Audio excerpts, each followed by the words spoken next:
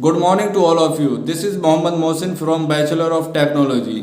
जैसे कि हमने पिछले 2 लेक्चर में एसआई यूनिट के बारे में पढ़ाई की है, आज हम स्केलर क्वांटिटीज़ के बारे में बात करेंगे। तो scalar quantities have magnitude. Scalar quantities में मैग्नीट्यूड होता है, मतलब उसकी कुछ ना कुछ वैल्यू ज़रूर होगी। और नो डायरेक्शन, उसकी कोई डायरेक्शन नहीं होगी।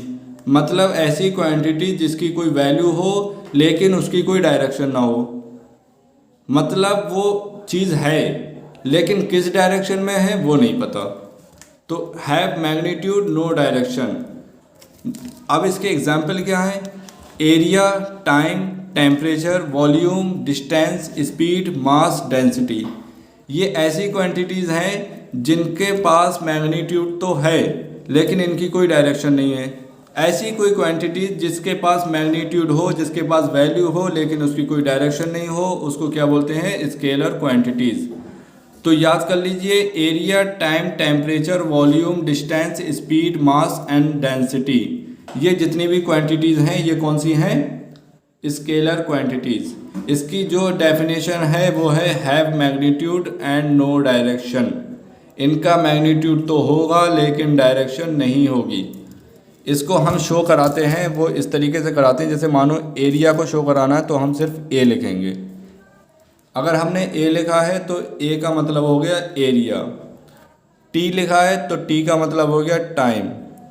इसमें कोई डायरेक्शन शो नहीं कराई जा रही है, जिस तरीके से अभी हम देखने वाले हैं कि वेक्टर क्वांटिटी में किस तरीके से डायरेक्शन शो कराई जाती है।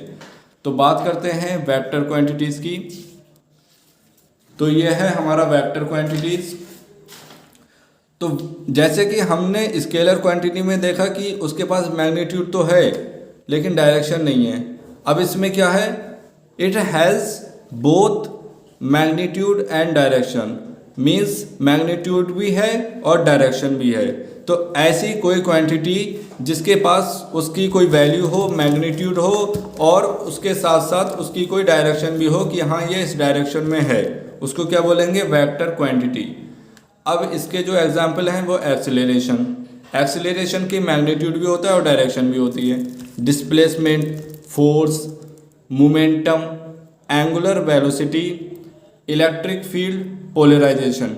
जैसा कि मैंने अभी बताया कि वेक्टर क्वांटिटीज़ को पहचानने के लिए कुछ ना कुछ उसके साथ ऐड किया जाता है। जैसे यहाँ पर ए, मान लो कोई भी नंबर ए है, कोई भी क्वांटिटी ए है। यहाँ पर ए एरिया नहीं है, ये कोई भी क्वांटिटी ए है, उसके साथ अगर वो वेक्टर क्वांटिटी है तो हम उस ए के ऊपर एक एरो से शो किया जाता है, एक एरो ऐड कर देते हैं ताकि हमें पता चले कि ये वेक्टर क्वांटिटी है।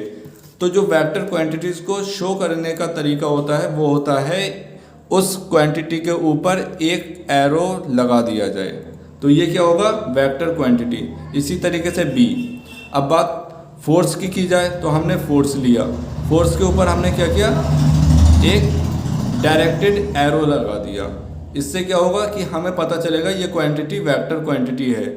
जिस तरीके से हमने अभी देखा कि स्केलर क्वांटिटी में कोई भी एरो नहीं लगाया, कि ये देखिए ये स्केलर क्वांटिटी है और हमने यहाँ पर कोई भी एरो नहीं लगाया। यहाँ ये और यहाँ पर हमने एक एरो यूज़ किया। यहाँ हमने क्या यूज़ किया? एरो। और यहाँ पर हमने एरो यूज़ नहीं किया है।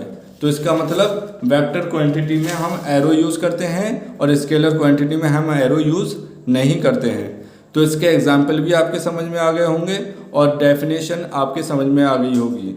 एक बार मैं फिर से बता देता हूँ कि जो स्केलर क्वांटिटी होती है उसका मैग्नीट्यूड होता है लेकिन डायरेक्शन नहीं होती है। उसका मैग्नीट्यूड होता है लेकिन डायरेक्शन नहीं होती है।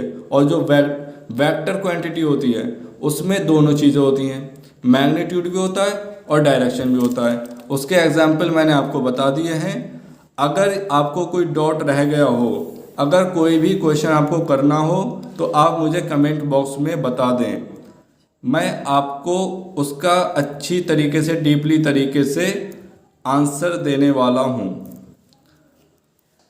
आप इस वीडियो को अपने कलीग के साथ अपने फ्रेंड्स के साथ, अपने भाइयों के साथ शेयर कर सकते हैं, ताकि उनको भी स्केलर क्वांटिटी, एसआई यूनिट और वेक्टर क्वांटिटी और आने वाली फिजिक्स में जितने भी लेक्चर्स होंगे उनको भी नॉलेज होती रहे।